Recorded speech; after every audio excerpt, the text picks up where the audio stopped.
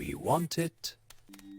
We want it. You think George Orwell's 1984 was a warning about totalitarian surveillance, about Big Brother watching you through telescreens, about the party tracking your every movement, listening to every word, controlling every thought.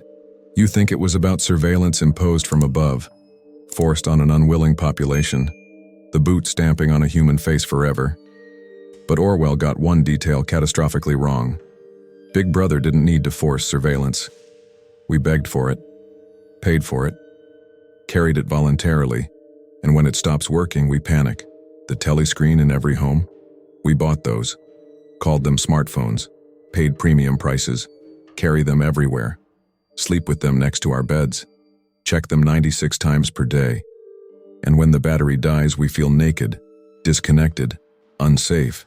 The tracking of our movements, we enabled that. Location service is always on. Find My Friends broadcasting our position. Google Maps logging every journey. Ring cameras watching every approach to our homes. Not imposed, chosen, activated voluntarily. The confession of our private thoughts?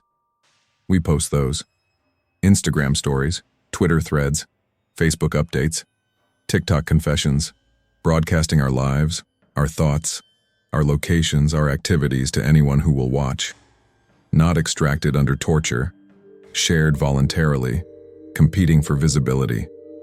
The listening device in every room? We invited those. Alexa, Siri, Google Home. We say, "Hey Alexa," and summon surveillance. We pay subscription fees to be monitored. We place these devices in our kitchens, our bedrooms, our bathrooms, not bugs planted by the state, bugs we purchased and installed ourselves. This is 1984. Not imposed, chosen, not resisted, embraced. Not the nightmare Orwell warned about. Something worse, something he didn't predict.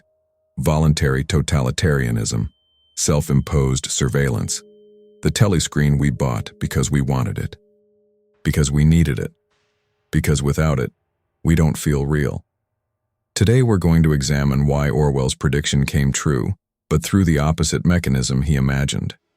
Why we built our own telescreens, why we enable our own tracking, why we broadcast our own thought crimes, why we invited Big Brother into our homes and pay him monthly fees, why surveillance isn't imposed, it's desired, why we don't resist the panopticon, we compete to be more visible within it, and why this is worse, far worse than anything Orwell imagined.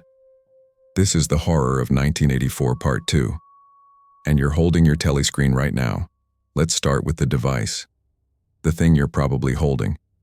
The thing you checked before reading this. The thing you'll check again before finishing. The smartphone. The telescreen we bought. In 1984, the telescreen is mandatory. Installed in every home. Cannot be turned off. Always watching. Always listening. The mechanism of total surveillance, the tool of party control.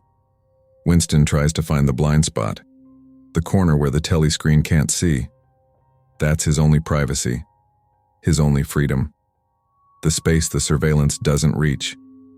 We don't have telescreens installed in our homes by the state.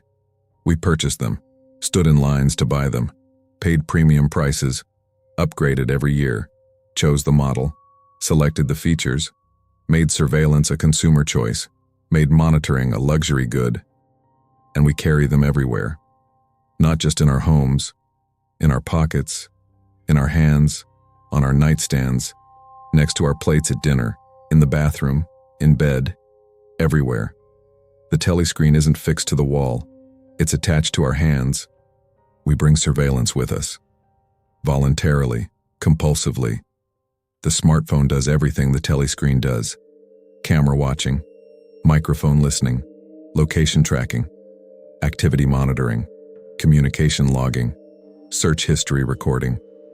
Every function the party wanted, every surveillance capability Orwell imagined, and we enabled all of it, granted all permissions, accepted all terms and conditions without reading them, because we wanted the convenience, the connection, the access, the ability to order food with one tap, to navigate without getting lost, to capture every moment, to stay connected always, to never be alone with our thoughts, to never experience silence or stillness without the option to fill it instantly. We traded privacy for convenience, surveillance for connection, freedom for comfort, and we made that trade eagerly, voluntarily, without coercion, without force, without the boot stamping on our faces. We just handed over the surveillance data, willingly, happily, paying premium prices to do so. And when it stops working, we panic. Dead battery, no signal, phone left at home. We feel naked, vulnerable, disconnected, unsafe. We've become dependent on our surveillance devices, addicted to the very thing that monitors us. We don't resist the telescreen. We're anxious when it's not working, when we're not being tracked, when we're not being watched. This is what Orwell didn't predict: that surveillance would be desirable, that people would pay for monitoring, that the telescreen would be a consumer product people compete to own the latest version of. That Big Brother wouldn't need to force surveillance. People would beg for it, pay for it, feel unsafe without it. Winston searched for the blind spot, the place the telescreen couldn't see. We do the opposite. We ensure there are no blind spots. We broadcast from everywhere, share from every location, document every moment. We've eliminated privacy voluntarily, made every space visible, made every moment shareable, made every thought postable. The smartphone isn't the telescreen imposed by the party. It's the telescreen we designed ourselves, purchased voluntarily, carry constantly, and defend fiercely. I need my phone isn't resistance, it's addiction. It's dependence on the surveillance device. It's voluntary submission to monitoring. Big Brother didn't install telescreens. We bought them, and we love them, and we can't imagine life without them. And when someone suggests we put them down, we defend them, justify them, explain why we need them, why they're different, why our surveillance is chosen. While Winston tried to escape the telescreen's gaze, we pay premium prices to ensure the gaze never stops. Now let's talk about tracking, about location services, about the constant monitoring of our movements, about how we voluntarily enabled what Winston feared most. In 1984, the party tracks Winston's movements, where he goes, when he arrives, how long he stays. This is part of the oppression, part of the control, part of what makes escape impossible. The party always knows where you are, always monitoring, always watching your movements through the city. We enable this, voluntarily. Location services always on, not because we're forced to, because we want the features, because we want our phone to know where we are, because we want navigation, because we want local search results, because we want our photos geotagged, because convenience requires surveillance. Google Maps logs every journey, every route, every stop, every destination, building a complete history of your movements, where you've been, when, how often, how long you stayed, every location visited, every route taken, every deviation from routine, all tracked, all logged, all stored, not imposed, enabled, by you. When you opened the app and tapped Allow Location Access, when you chose convenience over privacy, when you decided that navigation was worth the surveillance, that finding restaurants nearby was worth logging your position constantly, that the benefit outweighed the monitoring. Find My Friends, Life 360, family tracking apps. We don't just accept being tracked, we track each other, voluntarily. Share your location with me. Not a government demand, a request between friends, between family members, between partners. We want to track each other, want to know where people are, want constant location updates, parents tracking children, partners tracking partners, friends tracking friends, not through party surveillance, through apps we downloaded, permissions we granted, tracking we enabled. We've built the surveillance network ourselves, made it social, made it voluntary, made it feel like connection instead of monitoring, and we justify it. It's for safety. What if there's an emergency? I just want to know they got home okay. Every justification, every rationalization, every explanation for why this tracking is different.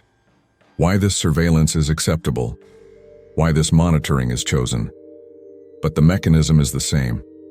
Constant location tracking. Logged movements. History of everywhere you've been. The ability to see where someone is at any moment. To review where they've been. To notice patterns. To detect deviations. The same surveillance Winston feared. Made voluntary.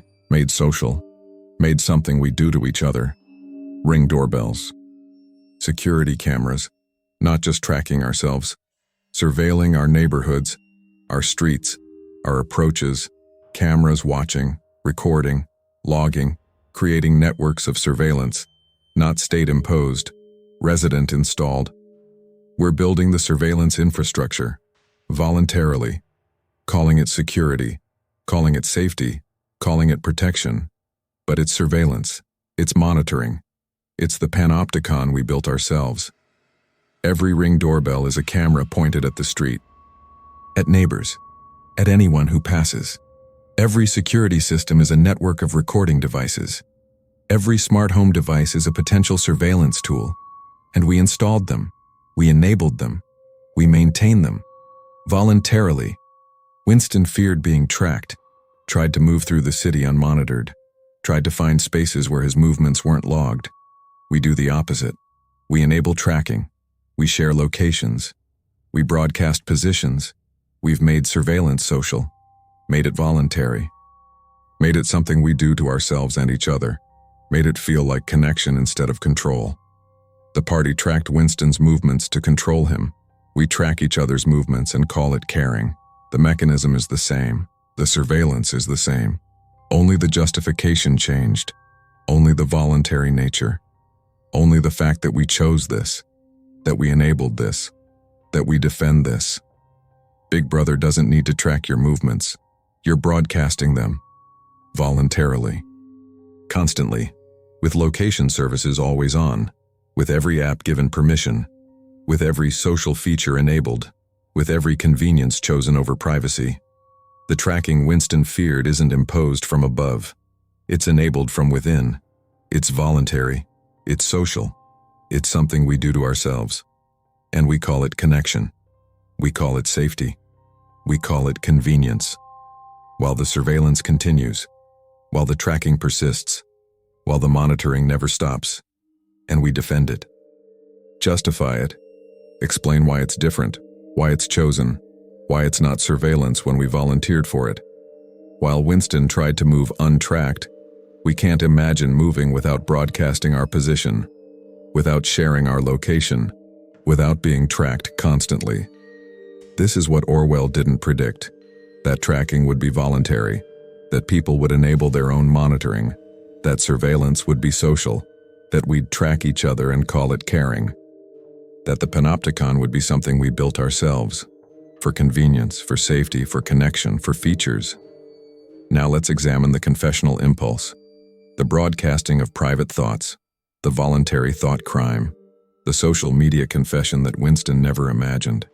In 1984, the party wants access to your thoughts, your private mind, your internal life. That's what Room 101 is for. That's what the torture is designed to extract.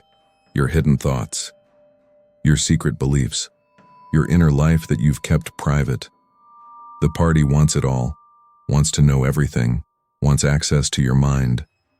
We post it, voluntarily. Twitter threads about our opinions, Instagram stories about our days, Facebook updates about our feelings, TikTok confessions about our lives. We broadcast our thoughts, our beliefs, our opinions, our activities, our locations, our relationships, our entire inner and outer lives, not extracted under torture, shared voluntarily, competing for visibility. The social media post is voluntary thought crime. You're broadcasting what you think, what you believe, what you're doing, where you are, who you're with, what you're feeling. Every private thought made public, every internal experience externalized, every moment documented and shared. Not because the party demands it, because you chose to post it.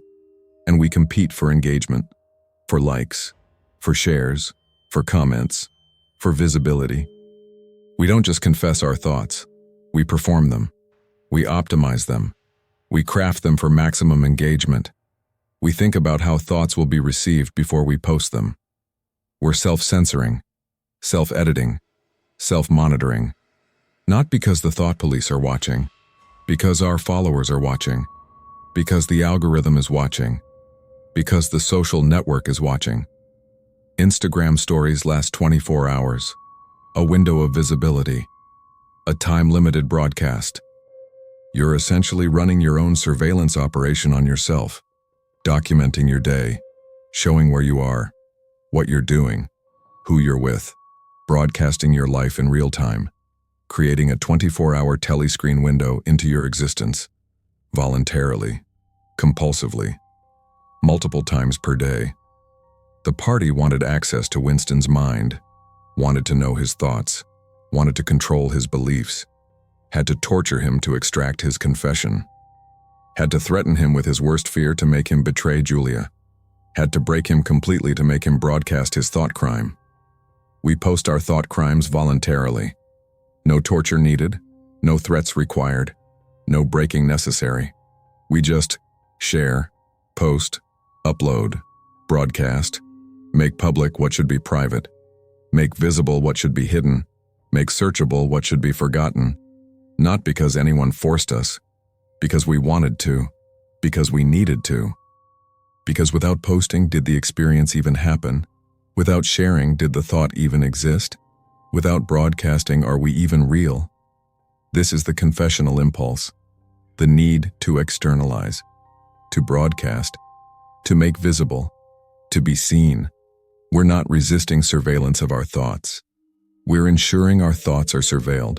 We're broadcasting them, performing them, optimizing them for the algorithm, for the audience, for the engagement metrics, and we delete, edit, revise. Memory hole our own posts. When an old tweet doesn't fit current beliefs, we delete it. When a past post becomes controversial, we remove it. When our history becomes inconvenient, we erase it. We're doing what Winston did at the Ministry of Truth, rewriting history, disappearing past statements, making the past conform to the present. Not because the party ordered it, because we chose it. Because maintaining consistent social media presence requires editing the past, requires memory holing old thoughts, requires rewriting our own history. Winston kept a diary, hidden, private, secret. His one space for honest thought.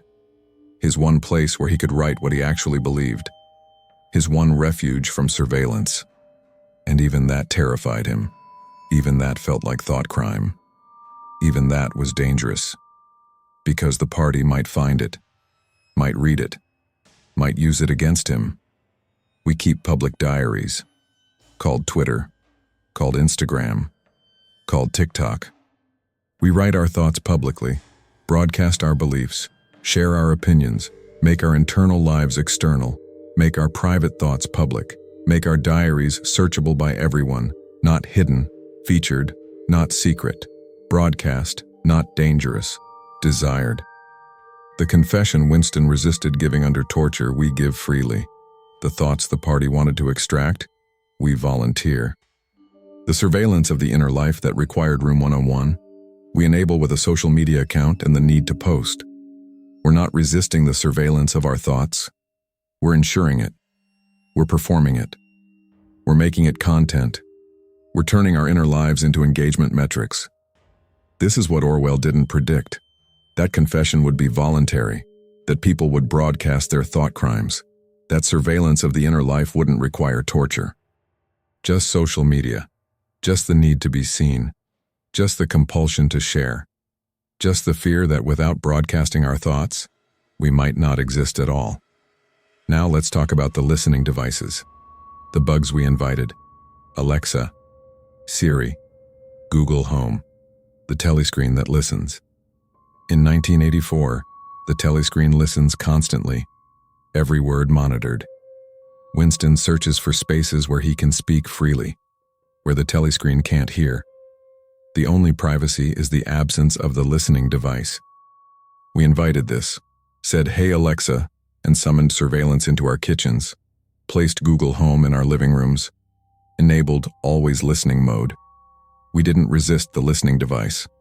We purchased it, positioned it strategically throughout our homes for maximum coverage. The device is always listening. Has to be. Otherwise, how would it hear the wake word?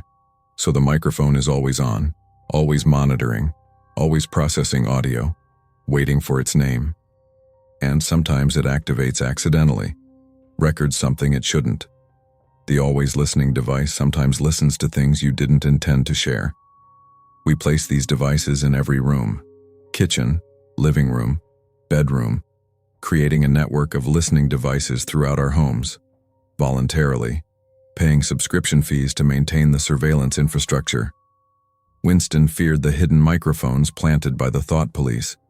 We planted the bugs ourselves, paid for them, named them, talked to them daily. Can't imagine life without them. Don't see them as surveillance. See them as convenience, as smart home technology. This is what Orwell didn't predict. That people would invite listening devices into their homes, would pay subscription fees to be monitored, would summon surveillance voluntarily, would see constant monitoring not as oppression, but as convenience, not as bugs, but as features. Big Brother doesn't need to plant listening devices. We're installing them ourselves, and calling it smart home technology, calling it anything except what it is. Voluntary surveillance, the listening device we invited, the bug we purchased, and we love it. Now let's examine the social credit system, not imposed by the state, built by us, enforced by us. The system we created to police each other, to reward conformity, to punish deviation. The voluntary thought police we became. In 1984, the party maintained social control through surveillance and punishment. The thought police arrest dissidents. The Ministry of Love tortures nonconformists. The system punishes deviation, rewards conformity, maintains ideological purity through force, through fear, through the threat of consequences for wrong thought or wrong action. We built this ourselves. On social media, through likes and followers, through viral shaming, through cancel culture. Through the mechanisms we use to police each other, to reward conformity, to punish deviation, to enforce ideological boundaries, not through state violence, through social consequences, through reputation destruction, through the withdrawal of social standing. Your follower count is your social credit score. Your engagement metrics determine your visibility. Your viral moments define your status. This is the social hierarchy we created.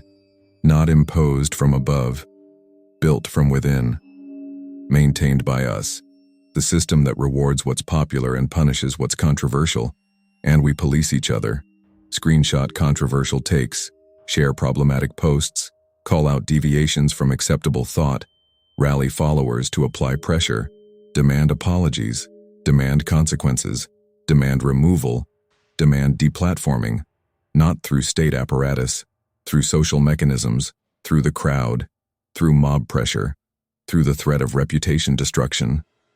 The 2 minutes hate happens daily. Someone posts something controversial. The mob forms, the outrage spreads, the pile-on begins, everyone condemning, everyone performing their disgust, everyone ensuring their own position by participating in the destruction of someone else's, not because the party ordered it, because the algorithm surfaced it, because outrage is engaging, because participating in the mob is socially rewarding. Cancel culture is the voluntary thought police. Finding old posts that violate current standards, excavating past statements that contradict present ideology, discovering evidence of wrong think from years ago, and using it to destroy reputation, to remove platform, to eliminate voice, to enforce ideological conformity through social consequences rather than state violence. And it works. People self-censor. Think before posting. Consider how statements will be received. Avoid controversial positions. Stay within acceptable parameters. Perform ideological conformity. Not because the thought police are watching, because their followers are watching, because the mob might form, because viral outrage could destroy their reputation, because social consequences are real consequences.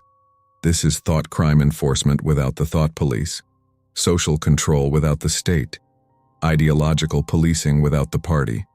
We're doing it to ourselves, to each other, voluntarily, through social media mechanisms, through reputation economies, through the systems we built and maintain. Influencers lose sponsorships for controversial statements.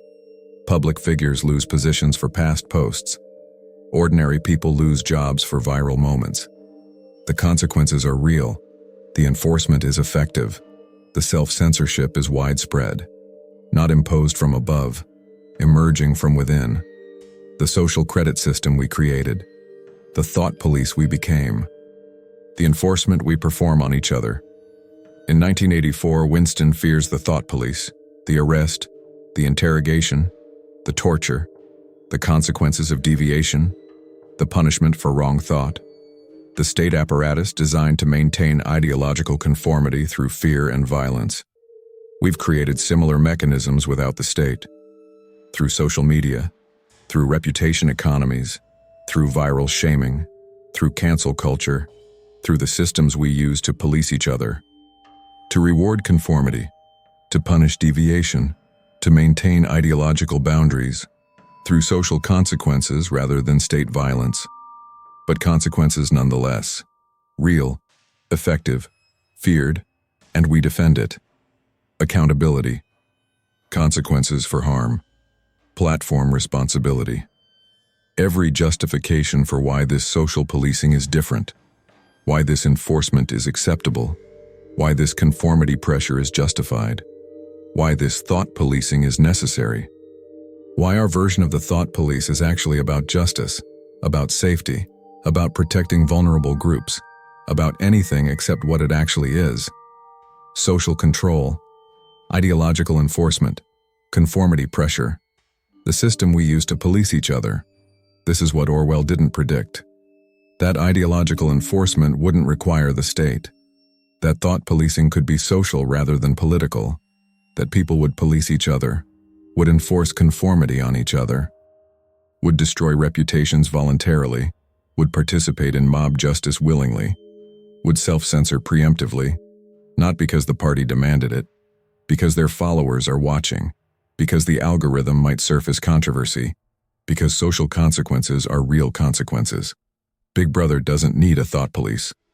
We're policing each other, enforcing conformity on each other, destroying deviance voluntarily, participating in 2 minutes hate daily, maintaining social credit systems ourselves, and calling it accountability, calling it justice, calling it progress, while the mechanisms of conformity enforcement continue, while the self-censorship persists, while wrong think remains dangerous, not because the state made it so, because we made it so, voluntarily. Now let's examine why we want this, why we chose surveillance, why we enabled monitoring, why we built the panopticon ourselves. The psychology of voluntary submission, the need that makes Big Brother desirable. The surveillance state Orwell described was imposed, forced, resisted. Winston hated Big Brother, tried to escape surveillance, sought privacy, valued freedom. The totalitarian system was something to resist, to escape, to fight against. The human spirit rebelling against oppression. We don't resist, we embrace, we choose, we enable, we defend. Why? What makes us different from Winston? What makes surveillance desirable rather than oppressive? What changed between 1984's nightmare and our voluntary submission? Visibility equals existence. This is the core psychology. If you're not seen, do you exist? If you don't post, did the experience happen?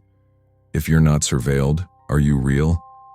We've internalized the need to be witnessed, to be visible, to be watched, not just by Big Brother, by everyone, by anyone, by the algorithm, by the feed, by the followers, by the network. Pics or it didn't happen. This phrase captures the psychology. The experience isn't real until it's documented, isn't valid until it's shared, isn't complete until it's posted. The meal isn't enjoyed until it's photographed. The vacation isn't experienced until it's storied. The moment isn't real until it's broadcast. We need surveillance to make experience feel real. need visibility to validate existence, need the audience to confirm that we're here, that we matter, that we exist. This is existential insecurity manifest as compulsive broadcasting. The fear that without witnesses, we might not be real. Without surveillance, we might not exist. Without the constant verification of the audience, we might dissolve. So we post, we share, we broadcast, we make ourselves visible, we ensure we're surveilled, we invite monitoring, because monitoring confirms existence. Surveillance validates presence. The audience verifies that we're here. Belonging requires visibility. This is the social psychology. To be part of the network, you must be in the network. To maintain connections, you must post updates. To stay relevant in friends' lives, you must broadcast your life. Silence equals absence. Privacy equals exclusion. Not posting means not participating. Not sharing means not connecting. Not broadcasting means not belonging. So we post to stay connected, share to maintain relationships, broadcast to remain visible to our social network. The surveillance isn't just about being watched by Big Brother. It's about being seen by everyone, being part of the conversation, being included in the network, being present in the feed, being visible in the algorithm, being real to our connections. Without surveillance, without visibility, without broadcasting, we risk social death. Being forgotten, being excluded, being absent from the network, being invisible to the algorithm, being outside the conversation, being disconnected from the social body. This fear drives the compulsive posting, the constant sharing, the perpetual broadcasting, the voluntary surveillance. We're not resisting Big Brother. We're begging him to watch, to verify our existence, to confirm we're real, to validate our presence, to ensure we're visible, to make us part of the network, to prevent social death through technological presence, to make surveillance feel like connection, to make monitoring feel like belonging, to make visibility feel like existence. In 1984, Winston values privacy because it's freedom, the space where he can think freely, be himself, exist without performance, without monitoring, without surveillance. Privacy is human dignity, is authentic existence, is the space where self is possible. We fear privacy, see it as isolation, as disconnection, as social death, as non-existence, as the absence of validation, as the void where no one sees us, and therefore we might not be real. Privacy isn't freedom. It's terrifying. It's lonely. It's existential dread. It's the fear that without surveillance, without visibility, without the audience, we might discover we're not actually here at all. This is the psychology that makes surveillance desirable, that makes monitoring acceptable, that makes voluntary submission logical. We're not submitting to oppression. We're choosing what feels like existence, what feels like connection, what feels like being real, what feels like belonging, what feels like mattering, what feels like being alive in a meaningful way. And Big Brother didn't need to force this, didn't need to impose surveillance, didn't need to mandate monitoring, just needed to create systems where visibility equals existence, where surveillance equals connection, where monitoring equals belonging, where being watched equals being real. And we did the rest ourselves, chose surveillance, enabled monitoring, defended our right to be watched, to be tracked, to be surveilled constantly, because the alternative, privacy, feels like death. Now let's talk about safety theater, about how we trade freedom for the illusion of security, about how fear makes submission voluntary. In 1984, the party maintains power through perpetual war. The enemy changes, but the war continues. This keeps the population afraid, willing to accept restrictions, willing to sacrifice freedom for security. Fear is the mechanism. Safety is the justification. We do this voluntarily. TSA security theater.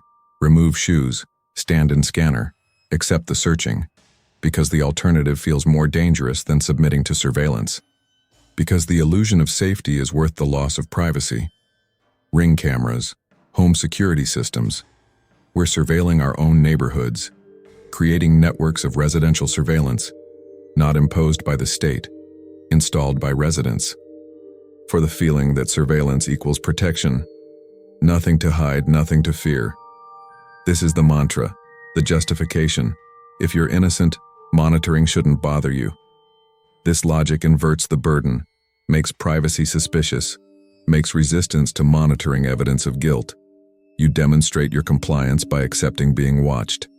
The surveillance rarely prevents the thing we fear. TSA theater mostly catches water bottles. Ring cameras mostly record packages. But the feeling is the point, not the effectiveness. The performance of security reassures more than actual protection. We're trading privacy for feeling, not for actual security. Winston accepts surveillance because he has no choice. We choose it. Because we're afraid. Because monitoring feels like protection. Because nothing to hide has become virtue. Because privacy has become suspicious. Big Brother doesn't need to impose surveillance for safety. We're choosing it, installing it, defending it. Because we're afraid. Because safety theater is reassuring. Because visible monitoring suggests protection. Finally, let's examine how we've become our own ministry of truth. How we memory hole our own past. How we rewrite our own history. How we perform Winston's job voluntarily. How we've made 1984's most disturbing element a routine social media practice. In 1984, Winston works at the Ministry of Truth. His job is rewriting history, altering newspaper archives, disappearing inconvenient facts, making the past conform to the present. The party controls history by controlling the records, by changing what was written, by making old truths vanish, by ensuring the past always supports the present narrative. Who controls the past controls the future. Who controls the present controls the past. This is the party's power. The ability to make history mutable, to make facts changeable, to make truth whatever serves the current need. Winston feeds old articles into the memory hole. They disappear. New versions replace them. The past changes. Truth becomes whatever the party says it was. We do this to ourselves. Delete old tweets. Remove past posts. Edit photo captions. Untag unflattering pictures. Clean up our digital histories. Make our past conform to our present. Disappear statements that contradict current positions. Remove evidence that conflicts with current image. Erase the person we were to present the person we want to be now.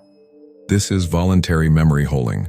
We're Winston at the Ministry of Truth, but we're doing it to ourselves, rewriting our own histories, altering our own pasts, making our digital records conform to current needs.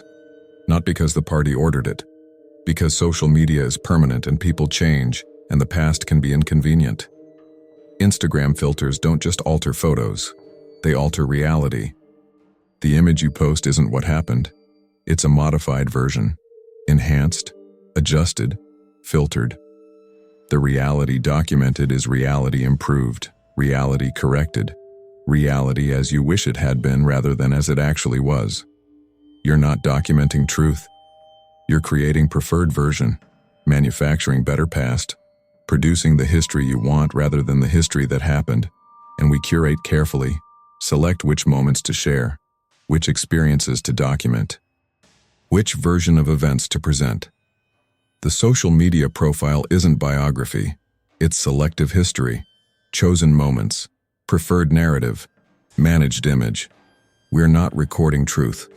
We're constructing preferable version, making our past what we want it to be, what serves current purposes, what presents desired image. When old posts become problematic, we delete them. When past positions become controversial, we memory hole them. When previous versions of ourselves contradict current identities, we erase them. We're doing what the party does, controlling the past, making history mutable, making truth changeable, making the record conform to present needs. And social media platforms facilitate this. Edit functions, delete options, untag abilities, archive features, the tools to revise your history, to alter your past, to make your digital record what you need it to be now, rather than what it actually was then. The technology enables the memory hole, makes rewriting history easy, makes altering the past routine, makes controlling your own history a feature. Political figures delete tweets after they become controversial. Influencers clean up old posts when building new brands. Ordinary people remove past statements that no longer fit. Everyone managing their histories. Everyone rewriting their pasts. Everyone making the digital record conform to present needs. Everyone functioning as their own ministry of truth. And we rationalize it. People change. I don't believe that anymore. That doesn't represent me now. Every explanation for why rewriting the past is acceptable, why altering history is reasonable, why making truth mutable is justified, why functioning as one's own ministry of truth is normal, natural, expected, routine.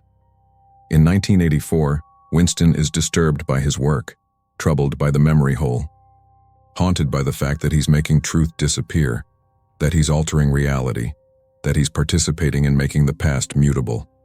He knows it's wrong, resists internally even while complying externally, maintains his private knowledge that truth is being destroyed.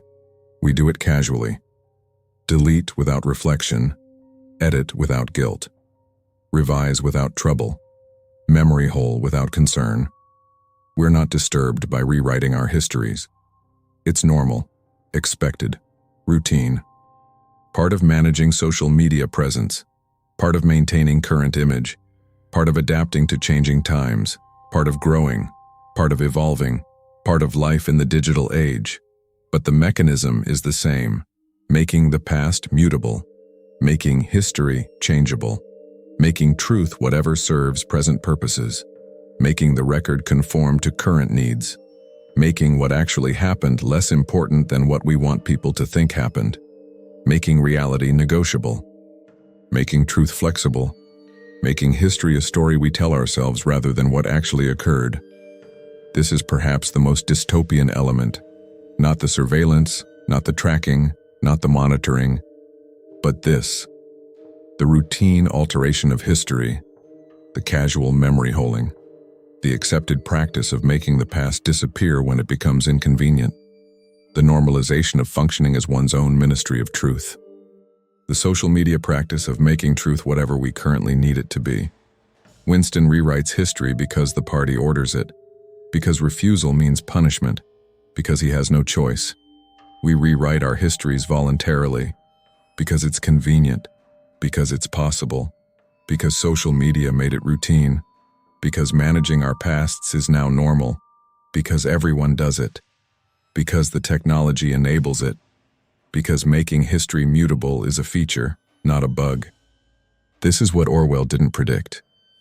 That people would voluntarily become their own ministries of truth, would memory hole their own pasts, would rewrite their own histories, would make their own truths mutable, would alter reality casually, would delete facts routinely, would function as Winston but without the party ordering it, without the fear driving it, without the coercion making it necessary, just choosing it, accepting it, normalizing it, making the control of history a routine social media practice.